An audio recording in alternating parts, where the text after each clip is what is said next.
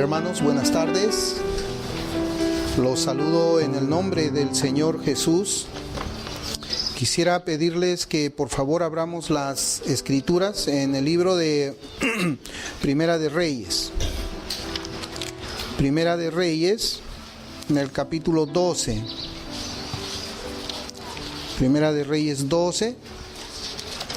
Vamos a leer, voy a leer desde el versículo 1 hasta el versículo 16.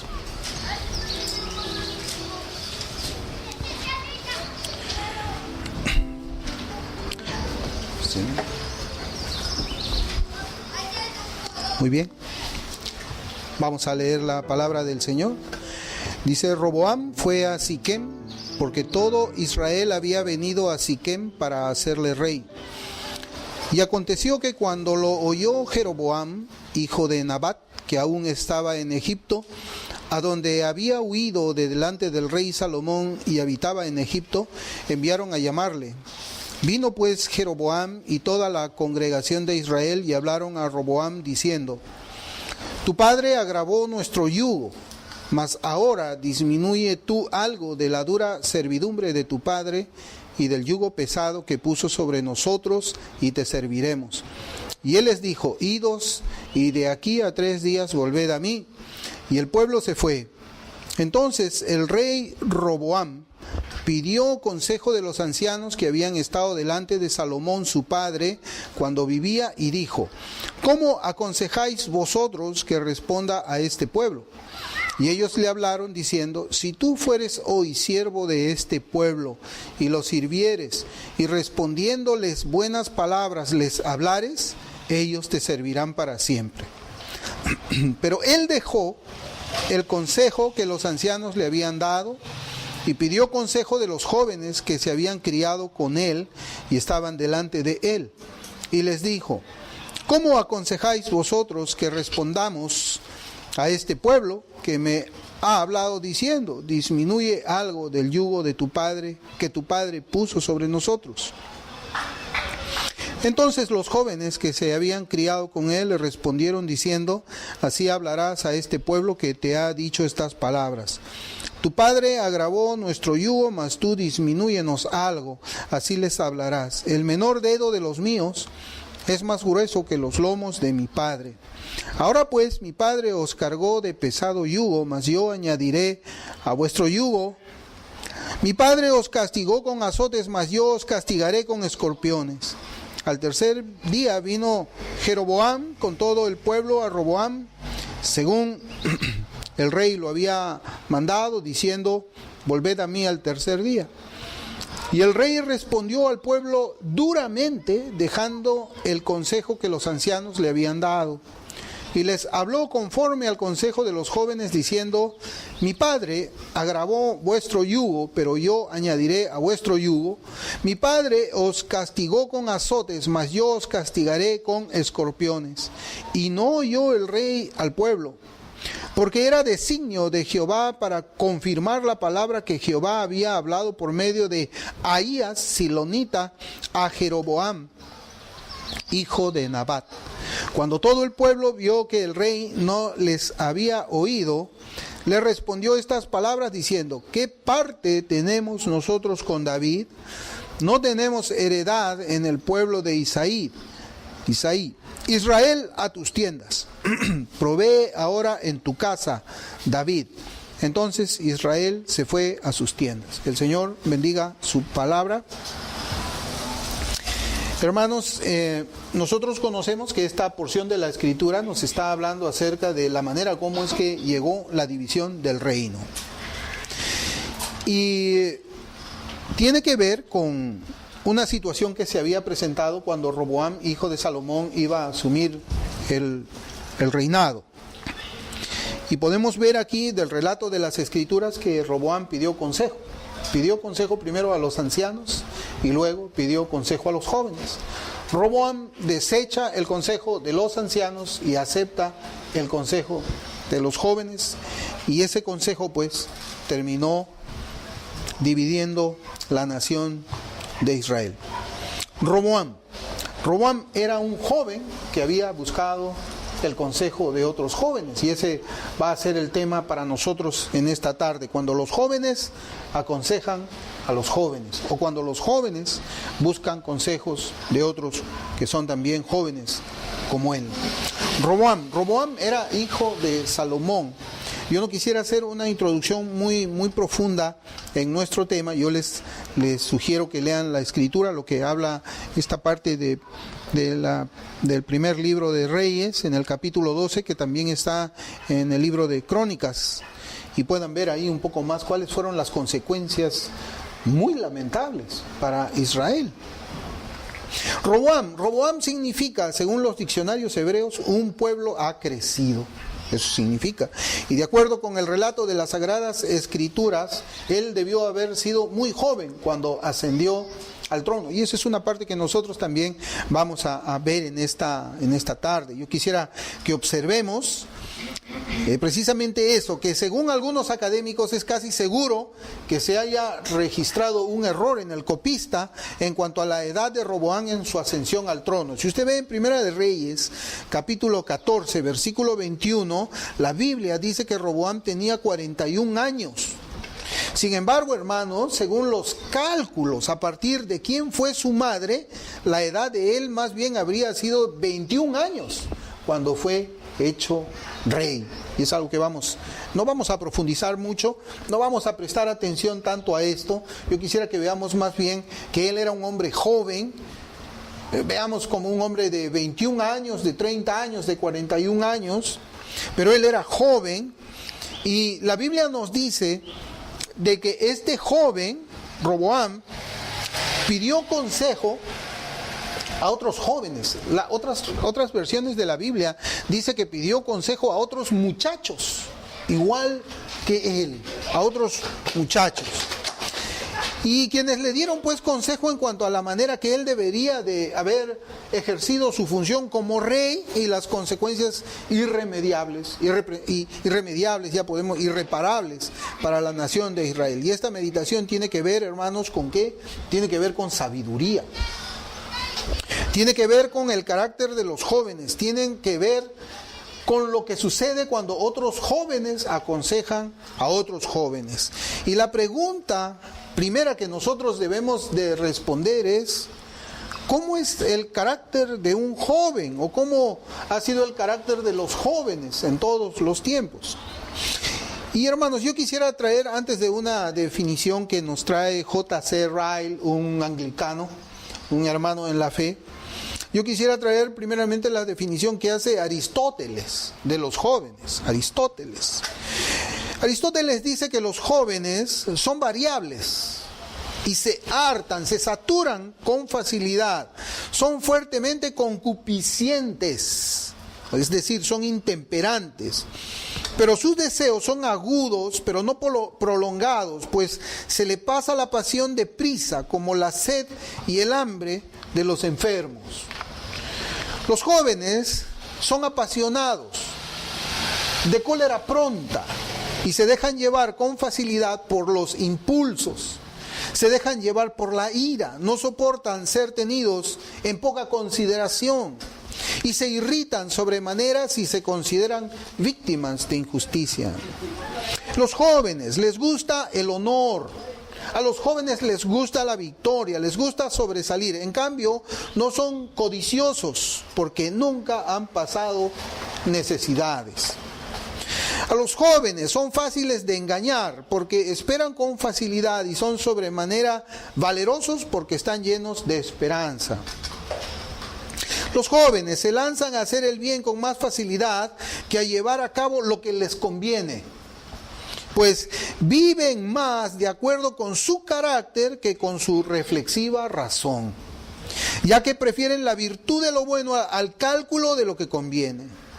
Los jóvenes son más amigos de sus amigos y compañeros de sus compañeros que los que tienen edad más avanzada, porque les complace y hasta embeleza la convivencia y para nada piensan nunca en la utilidad ni, por tanto, tampoco cuando escogen a sus amigos. Los jóvenes se creen que lo saben todo y hacen siempre afirmaciones contundentes de lo que deriva su conducta exorbitante y descomedida. A los jóvenes les encanta la risa y el chiste, pues el chiste no es sino la insolencia educada. Bueno, yo creo que aquí hay muchas características que pues caen perfectamente a los jóvenes, ¿no? Este hombre Aristóteles, pues parece que había solamente hecho una retrospección de sí mismo y también había visto cómo los jóvenes pues se comportaban, ¿no? Yo creo que no es difícil. Bueno, para mí, yo ya tengo 54 años y pues yo sé cómo era cuando era joven, ¿no? Era diferente cómo soy ahora, cómo pensaba, cómo era arrebatado, cómo hasta yo mismo creía que sabía mucho más que mi abuelo, ¿no? Yo decía, mi abuelo me va a enseñar a mí. Yo tenía 16 años. Yo me creía el sabelotodo, ¿no? Yo pienso que todas las cosas que hablaba o escribió este hombre, que son muchas más, he traído solamente unas cuantas, encajaban perfectamente en cómo he sido yo cuando era joven. Y seguramente también cuando hemos venido escuchando cada uno de nosotros, también hemos dicho, ese soy yo. Pero ahora vamos a ver cómo dice J.C. Ryle. J.C. Ryle escribió un libro que yo les recomiendo mucho que se llama Pensamientos para hombres jóvenes. Y él dice, en primer lugar, el doloroso hecho de que son pocos, mire, los jóvenes en cualquier parte que parecen tener algo de religión. Este hombre es un creyente, él habla ya como pastor. Estamos hablando ahora de jóvenes cristianos. Y él dice que en primer lugar, el doloroso hecho es que existen pocos los jóvenes en cualquier parte. O sea, aquí hay una generalización que parecen tener algo de religión. Hablo sin hacer excepciones. Lo digo de todos, de alta o baja posición, ricos o pobres, inteligentes o ingenuos, letrados o iletrados, del campo o de la ciudad. No hay ninguna diferencia. Tiemblo al observar que muy pocos jóvenes son guiados por el Espíritu Santo, que muy pocos están en ese camino angosto que guía a la vida, que muy pocos ponen sus afectos, sus tesoros en las cosas de arriba, que muy pocos toman la cruz y siguen a Cristo. Lo digo con mucho pesar, pero sabe Dios que digo la verdad. Fin de la cita. Hermanos, qué tremendo. Ahora vemos nosotros que J.C. Ryle como pastor está diciendo, estas son las características de un joven. No se observa piedad en los jóvenes, no se observa religión en los jóvenes, más que en algunos pocos de ellos. Y parece pues que los jóvenes tienen ciertas características en sus conductas que los convierte en unos seres humanos muy especiales. Y bueno, así he sido yo, ¿no? Pues no puedo entrar dentro de lo que es la definición que J.C. Ryle hace, porque pues el Señor a mí me salvó a los 40 años y yo ya no era un joven, yo era un hombre. Pero mi juventud sí encaja mi manera de pensar, mi actitud, mi carácter, dentro de lo que habíamos leído primeramente de Aristóteles. Y también parece que hay algunos jóvenes que están pintando canas, en realidad, o unos hombres pintando canas, que en realidad son jóvenes. Porque nosotros, hermanos, tenemos que ver esto, y yo no quiero confundirlos mucho. Evidentemente que el mensaje va a ir dirigido no necesariamente para hombres de mi edad, de 54 años, sino para jóvenes que están entre un rango posiblemente entre los 15 años y los 30 años. Ese es el periodo de la juventud. Y estas características que nosotros hemos leído principalmente en Aristóteles, que somos pues explosivos, que creemos que no sabemos todo, que somos personas que queremos el amor, el honor, queremos pues no tener un trato especial hacia nosotros, que nos creemos más que los demás, no solamente es propio de personas que tienen entre 15 y 30 años. De repente hay personas de 50 años también que tienen esa característica y en sus conductas vienen a ser jóvenes también, jóvenes. Y de manera contraria también hay hombres que no tienen canas o jóvenes que no tienen canas, que tienen una conducta madura y parecen hombres más bien de 40, 45 años, pero son jóvenes, han madurado bastante. Yo creo que eso podemos ver nosotros tanto en el ámbito secular como en el ámbito espiritual. Yo quisiera comenzar hablando acerca de la obra del Espíritu Santo, hermanos, porque eso sí es importante hablar. Yo quiero hablar acerca de la obra poderosa del Espíritu Santo, de la obra poderosa de Dios, la tercera persona, y plantear la siguiente pregunta. Y escúcheme, por favor, porque son 3 preguntas en las cuales nosotros quizás vamos a examinar cómo es que está nuestra teología. Puede ser que nuestra teología esté bien calibrada, pero vamos a ver cómo está nuestra conducta. Nuestro conocimiento de la Biblia es distinto a nuestro conocimiento de la teología a veces. La primera pregunta es diferente la obra de salvación y santificación del Espíritu Santo para una persona joven que para una persona de más edad? ¿Alguien podría decir que sí? O no, sí, el Espíritu Santo salva y santifica de una manera distinta a un joven y salva y santifica de una manera distinta a un viejo. ¿Será cierto eso, hermanos? Creemos que el Espíritu Santo hace obras diferentes y por eso es que vemos nosotros jóvenes que parecen más bien unos hippies, que son cristianos y son hippies, a unos adultos que quizás parecemos más bien formales. Es distinta la obra. Otra pregunta es más fácil para el Espíritu Santo, y ahora voy a hablar del poder del Espíritu, es más fácil para el Espíritu Santo santificar a una persona vieja que a una persona más joven? O sea, bueno, el Espíritu Santo cuando va a salvar a un hombre como yo creo que es más fácil santificar a Guillermo, porque Guillermo ya disfrutó de la vida. Guillermo ya tiene el cuerpo viejo, lo tiene cansado, ya no tiene muchas fuerzas para salir a las discotecas, a donde él iba. Entonces va a ser mucho más fácil santificar a Guillermo, que tiene 40, que a este joven que tiene toda su fuerza, todo su brío, que tiene 20 años, que puede bailar, puede danzar. Es así como el Espíritu. Yo creo que no, hermanos. Yo creo que no. Otra pregunta es, ¿son diferentes las demandas de piedad que Dios hace a un joven creyente de las que le hace a un viejo? O sea, cuando el Señor dice en su palabra, sed santos, así como yo soy santo, se lo está diciendo al viejo, pero no al joven. El Señor va a obrar la santificación del viejo, pero no puede la del joven. Hermanos, yo quisiera que comencemos nosotros planteando estas preguntas. Yo creo que la respuesta a cada una de estas preguntas es un no. No.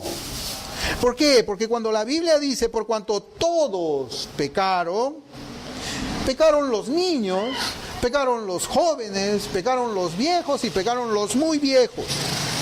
Y todos están destituidos de la gloria de Dios, es decir, todos ellos, todos están destituidos de la gloria de Dios. Y la Biblia también dice que el mismo Espíritu que resucitó a Cristo de entre los muertos vivificará también vuestros cuerpos mortales. Eso dice en Romanos 8:11. Y el pasaje que hemos leído, ni ningún otro hace una diferencia entre las edades de los santos y la obra que hace Dios Espíritu.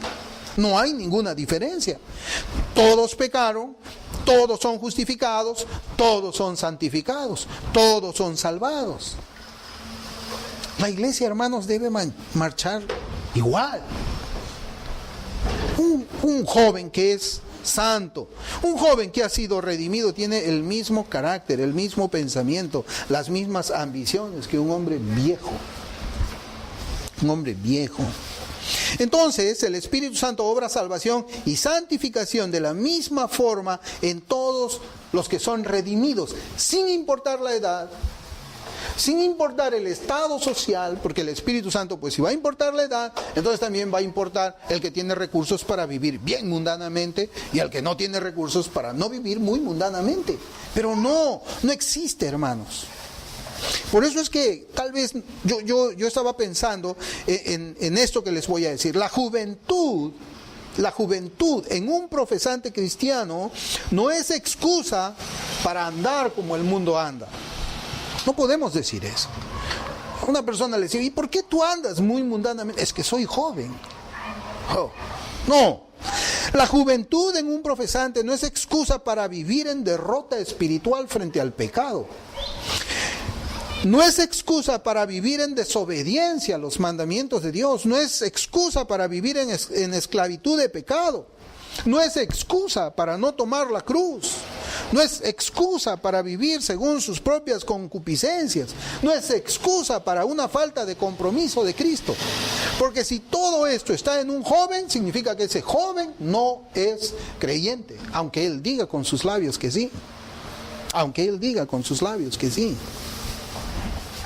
De los registros que leemos en las Escrituras, pareciera que el rey David, o sea, por eso es que les digo, el contexto es muy importante. Pareciera que el rey David había encargado la crianza y la educación de su hijo Salomón a un profeta en especial. ¿Cuál profeta era ese? Natán. ¿Se acuerdan de Natán? Natán es el profeta que fue y lo encaró a David con el pecado que había cometido con Betsabé, la muerte de Urías Eteo. Y por la escritura, cuando nosotros comenzamos a ver, observamos que Natán era muy cercano a la familia del rey.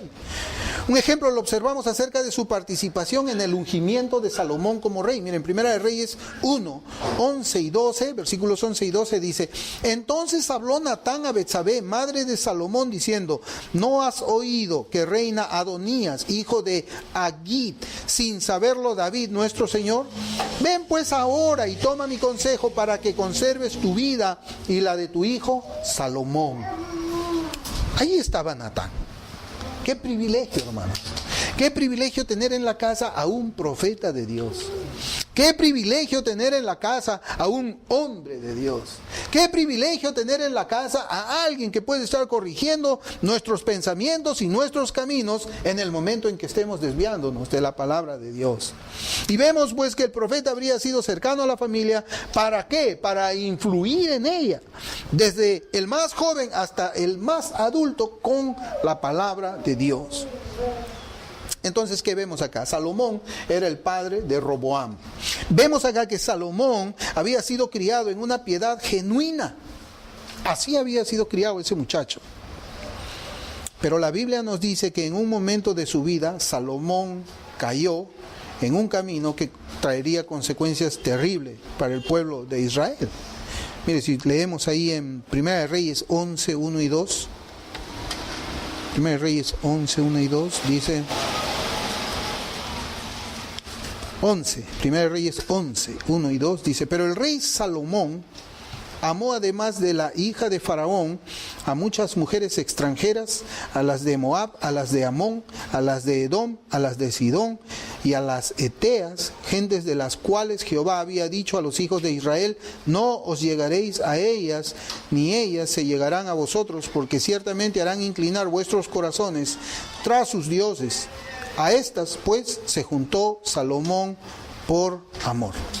Hermanos, cuando nosotros vemos el capítulo 11, tiene un título allí, y es un título bastante correcto, porque dice: apostasía y dificultades de Salomón. Es decir, esa crianza que él había recibido junto al profeta Natán, llega un momento en su vida cuando él es adulto, que la Biblia nos dice: este hombre se desvió de todo camino de piedad, se desvió de todo el consejo que el profeta había dado, se desvió por amor a otras mujeres. Es lo que se conoce así, apostasía y dificultades de Salomón. Y fue en ese tiempo en que nace ¿quién?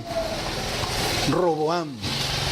Roboam nace cuando Salomón había comenzado su camino de apostasía. Y esto nos enseña pues que Roboam nace y crece en un entorno de decadencia espiritual,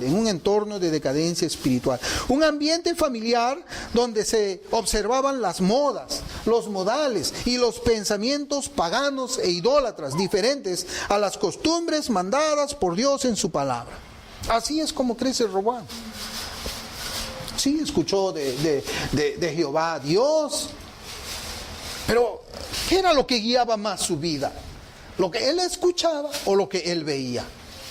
Hermanos, por eso es que aun cuando nosotros estamos viendo aquí un tema, es interesante saber de que nosotros debemos de aceptar que nuestros hijos van a ser más influenciados no por nuestras palabras, sino por nuestras vidas.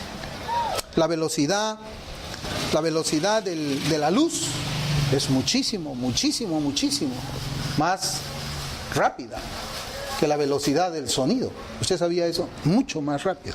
¿Y eso qué significa? Que la gente nos ve más rápido de lo que nos escucha. Y así son nuestros hijos en nuestra casa. Entonces, pues ese es el ambiente donde se cría Roboam, un ambiente ya prácticamente con la incursión de muchas cosas paganas, muchas cosas del mundo. Y por lo tanto, pues, Roboam había crecido con un lado, con una fuerte influencia del mundo, y por otro lado, tenía en su mente algunos principios religiosos. Roboam presentó un carácter que era vano, era impulsivo. Él pertenecía a la simiente de Abraham, pero en realidad tenía una vida como cualquier otro pagano. Qué curioso, hermanos. Él era circuncidado, él era de la línea de David, él era judío, él era israelita, él estaba dentro del pacto abrámico, pero él vivía como un pagano. Él pensaba como el mundo. Y no es así en nuestros días, hermanos. ¿Acaso no es esto lo que nosotros vemos ahora? ¿No vemos una juventud influenciada fuertemente por el mundo? Su música, sus costumbres, su cultura. Son pocos aquellos jóvenes quienes tienen principios cristianos sólidos en su vida y en su pensamiento. Y el siguiente versículo pues nos dice que los sacerdotes y los levitas aún habían rodeado a Roboam. Por ejemplo, en 2 de Crónicas 11:13 dice la Escritura: y los sacerdotes y levitas que estaban en todo Israel se juntaron a él desde todos los lugares donde vivían. Pero ¿saben, hermanos? Ni siquiera ellos, ni siquiera los sacerdotes ni los levitas pudieron poner en el corazón de Roboam el consejo y la instrucción en los caminos del Señor. El mal ejemplo de su padre fue la influencia más fuerte que él tenía en su corazón. Aquí vemos, o podemos decir, ¿no?, que al parecer hubo una restricción en la carne en los 3 primeros años de su reinado. Eso es lo que nosotros escuchamos de la palabra de Dios en los 3 primeros años del gobierno de Roboam. Sin embargo, miren, hermanos, los otros 14 años, porque él había reinado 17, fueron unos años, pero hermano, tremendos. Mire cómo dice la Biblia en Primera de Reyes 14, ya, versículos del 22 al 24. Y aquí está hablando de Roboam. Dice, Primera de Reyes 14, 22, 24. Y Judá hizo lo malo ante los ojos de Jehová, y le enojaron más que todo lo que sus padres habían hecho en sus pecados que cometieron. Porque ellos también se edificaron lugares altos, estatuas e imágenes de acera en todo collado alto y debajo de todo árbol frondoso. Hubo también sodomitas en la tierra e hicieron conforme a todas las abominaciones de las naciones que Jehová había echado delante de los hijos de Israel. Y la Biblia dice en Primera de Reyes 15:3, dice que el hijo de Roboam, estamos hablando ahora del nieto de Salomón, Abiam, anduvo en todos los pecados que su padre había cometido antes de él. Hermanos, ¿cómo había decaído la religión en Israel? ¿Cómo? Y esto, hermanos, fue un proceso, si es que nosotros lo vemos. No fue algo así de la noche a la mañana, no, fue un proceso. En nuestro pasaje leído vemos que Roboam sube a Siquem para que sea hecho rey, ahí en el primer libro de Reyes 12. Y es allí donde llegan, hermanos, un grupo para hacerle un requerimiento peculiar. No, ahí es, si nosotros nos situamos, ahí vemos. Primeramente, nosotros debemos notar que en el capítulo 11 de Primera de Reyes nos expone, como ya hemos visto, las apostasías del rey Salomón. Nos narra las cosas que hizo en contra del Dios verdadero. Dice aquí la Escritura, en el capítulo 11 de primer libro de Reyes, dice: Salomón siguió a Astoret, diosa de los sidonios, Salomón siguió a Milcom, ídolo abominable de los amonitas.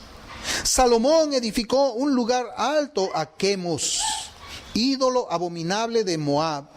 Salomón edificó también un lugar alto para Moloc, ídolo abominable de los hijos de Amón. Hermanos, lo que nosotros vemos aquí es que Salomón había corrompido la vida religiosa ordenada por Dios en su palabra. Eso es lo que vemos en el capítulo 11. Ahora fíjese, en el capítulo 12, sube Roboam a Siquén y viene todo el pueblo para hacerle rey, y por ahí salta una protesta contra Roboam, contra este joven. Hermanos, ¿saben qué es lo curioso? Lo curioso es que ninguno protesta en contra de la idolatría que Salomón había establecido en Israel, destituyendo la religión de Jehová del pueblo. Nadie se acerca, ninguno de esos jóvenes, como era él, se acerca y dice: Roboam, lo que nosotros queremos es que destruyas esos ídolos que había construido tu padre. Nosotros queremos que destruyas esas estatuas de Moloc. Nosotros queremos que derribes esas aceras. Queremos que quites esos vales. Nadie dice eso, hermanos. ¿Saben de qué cosa estaban preocupados ellos? De los impuestos. Ellos dicen: ¿sabes, Roboam? Nosotros queremos, está bien, todo está bien como estamos. Acá queman inciensos allá arriba, arriba también quedan. La religión de Jehová, el Dios vivo, ya casi es inexistente. Pero nosotros no queremos nada que ver con eso. Lo que queremos es que nos rebajes la tasa de los impuestos. Hermanos, las apostasías de Salomón habían influenciado el carácter de toda una nación. Y esto nos lleva a pensar acerca del liderazgo, el liderazgo cristiano, los pastores cristianos, quienes son los padres espirituales de la iglesia. ¿Cómo caminan ellos? ¿Qué es lo que un pastor permite que entre dentro de la iglesia? ¿Cómo defiende un pastor ante cuando las puertas del infierno están golpeando las puertas de la iglesia? ¿Cómo es que el pastor debe defender? ¿Cómo debe denunciar la herejía? ¿Cómo debe renunciar el error? ¿Cómo debe denunciar el ecumenismo? ¿Para qué? Para proteger el rebaño del Señor. Para que esa religión que es pura, santa, inmácula, no sea contaminada con los ídolos de afuera, el pecado de afuera, la corrupción de afuera. Nosotros estamos viendo acá un pueblo que ya estaba completamente corrompido, que se había acostumbrado a la idolatría, a la apostasía, que habían echado a Dios de sus vidas. Y bueno, Roboam, después que le piden que rebaje los impuestos, él dice: dame 3 días y regresa, y ahí es donde yo te voy a dar una respuesta. Y vemos acá, hermanos, que primero Roboam pide consejo ¿a quiénes? A los consejeros ancianos de su padre Salomón. Hermanos, ¿quién fue Salomón?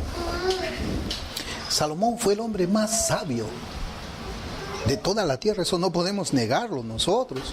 Está en la escritura. Él pidió sabiduría a Dios y Dios le dio tanta sabiduría a ese hombre que venían a Israel de otros lugares para conocerle a Salomón. Nunca nadie ha tenido la sabiduría de Salomón. Ahí vemos nosotros el libro de los Proverbios. ¿Quién los escribió? Salomón. Salomón los escribió. Y Salomón tenía consejeros. Miren qué curioso.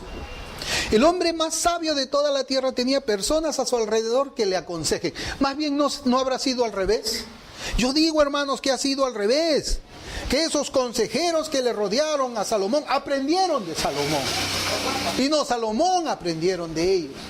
A esos hombres que aprendieron del hombre más sabio del mundo, Roboam va y los busca para que le den un consejo.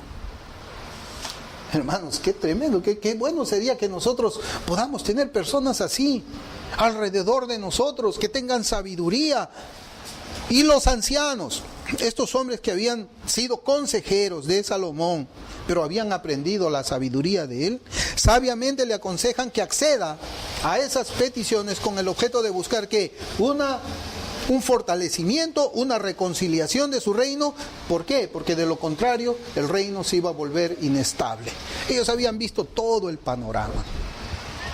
Ellos no habían visto qué cosa iba a suceder inmediatamente, sino que los consejeros fueron más allá.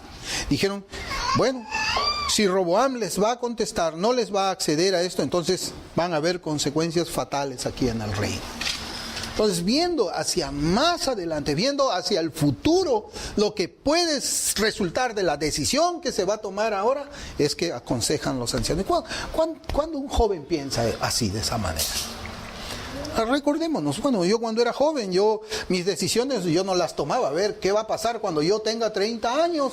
¿O qué va a pasar cuando...? No, yo pensaba allí, ¿qué es lo que me conviene ahora? ¿Qué es lo que me conviene hoy día? ¿Y qué es lo que me conviene a mí para mañana? Yo nunca pensaba, y creo que ninguno de los jóvenes dice, y bueno, ¿y si yo hago esto ahora, cómo puede afectar mi vida cuando tenga 40 años, 50? ¿Ustedes han conocido a algún joven que piense eso? No, nosotros no somos así, pero los ancianos sí.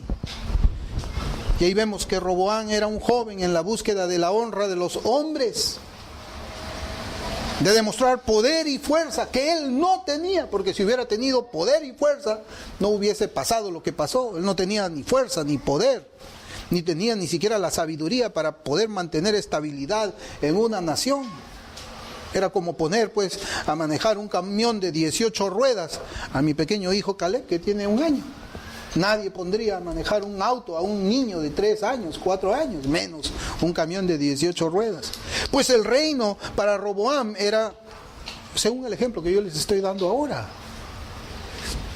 Roboam no tenía poder ni fuerza, pero con sus palabras hablaba mucho. Pero ese consejo sabio que le habían dado los ancianos fue despreciado. ¿Y cuántas veces nosotros vemos o hemos actuado así? No podemos contarlas, ¿no?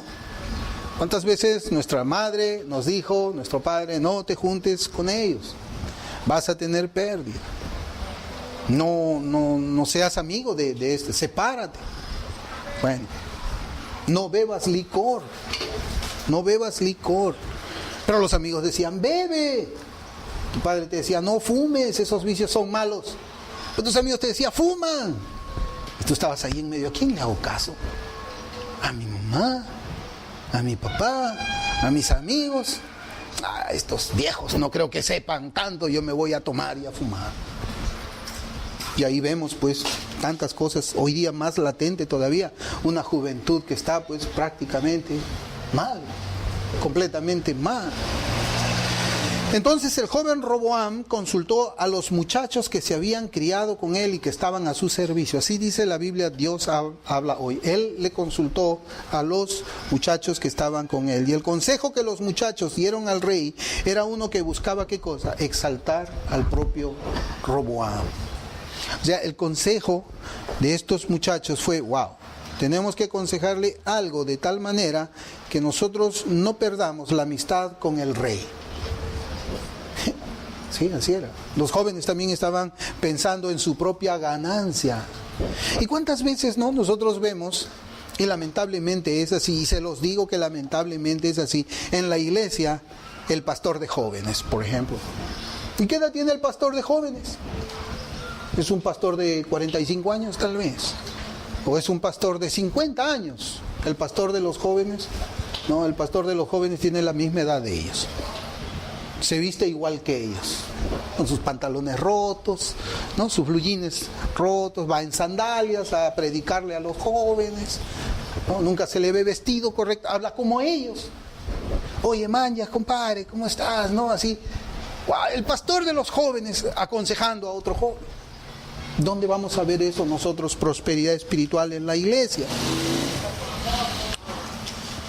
Y hermanos, el consejo que le estaban dando estos jóvenes a este joven Roboam era totalmente necio y era totalmente desatinado. Y el efecto fue inmediato. Roboam consiguió hacerse enemigos y con ello dividió el reino. La Escritura nos demuestra que este muchacho reconoce casi inmediatamente que él se había equivocado. Por eso yo les digo, hermanos, Un joven nunca piensa en las consecuencias de sus actos a futuro. Nunca piensa así. Nunca piensa así. Y esto lo vemos en la Escritura, ahí mismo. ¿Por qué? Porque reconoce que actúa apresuradamente y una vez que se da cuenta de su propio error, él procura corregir lo que había hecho.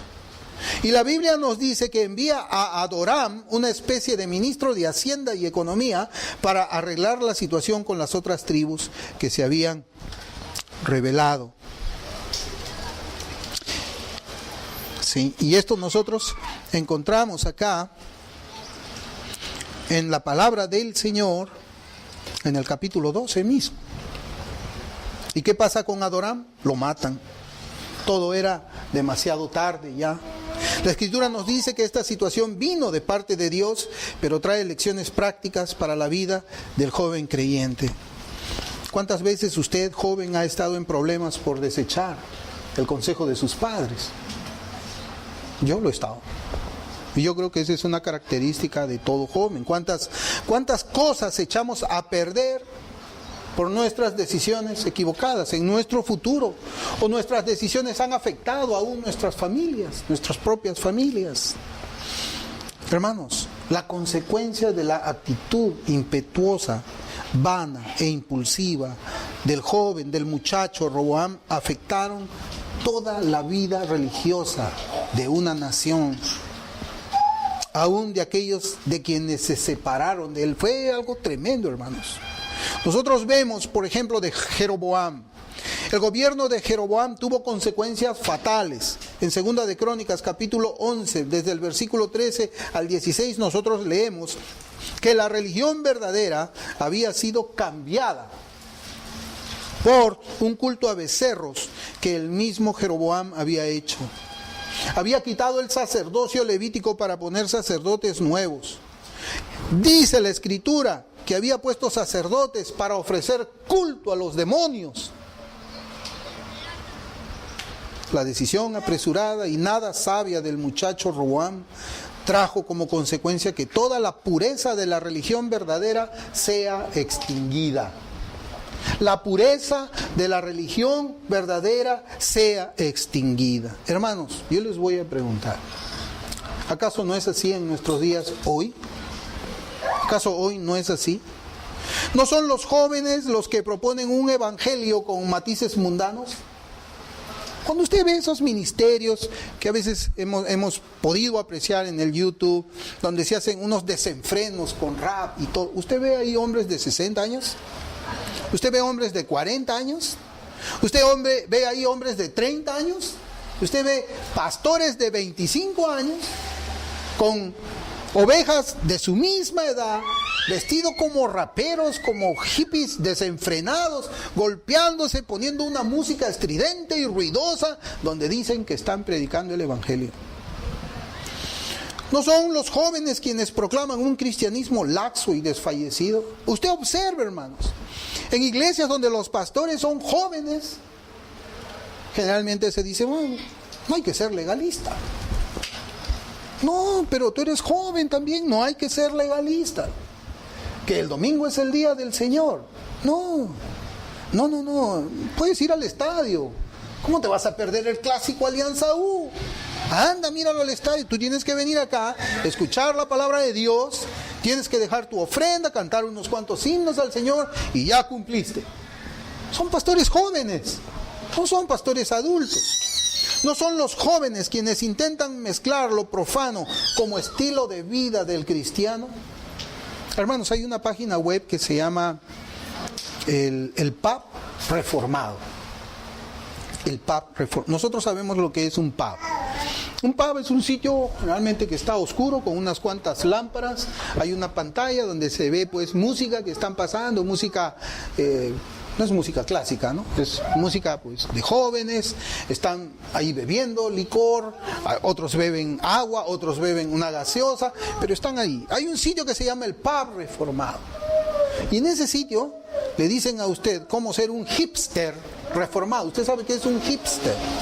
Un hipster son esas personas que tienen unos cortes de barbería, se dejan las barbas grandes, se ponen unos anteojos cuadrados, unos blue jeans rotos, camisas pegadas al cuerpo, se hacen unos cuantos tatuajes en el brazo, y ahí está la indicación de cómo ser un hipster reformado. Está en la web. ¿Usted cree que el pastor que hace esa, o sostiene, o alimenta esa página web, o escribe en esa página web, es un pastor de 70 años, 60 años? No son los jóvenes que promueven la desobediencia total o parcial a los 10 mandamientos. No son ellos. Cuando el segundo mandamiento habla de la adoración a Dios, que Dios ha establecido cómo es que debe ser adorado en su palabra, no son los jóvenes, las iglesias donde hay pastores jóvenes, donde se dice, no, pero qué malo hay en la salsa, pero qué malo hay en el rock. No, pues eso podemos traerlo acá a la iglesia, somos jóvenes todos. Hermanos, así como en los tiempos de Roboam, los jóvenes habían hecho que desaparezca la pureza en la religión, nosotros estamos hoy frente al mismo problema. Estamos hoy enfrentando el mismo problema. Y Dios no iba a dejar sin castigo todo esto. En 2 de Crónicas, capítulo 12, versículos del 1 al 8, voy a leer. Y dice: cuando Roboam había consolidado el reino, dejó la ley de Jehová y todo Israel con él. Y por cuanto se habían rebelado contra Jehová, en el 5º año del rey Roboam subió Sisac, rey de Egipto, contra Jerusalén, con 1,200 carros y con 60,000 hombres de a caballo. Mas el pueblo que venía con él de Egipto, esto es, de libios, suquienos, etíopes, no tenía número, y tomó las ciudades fortificadas de Judá y llegó hasta Jerusalén.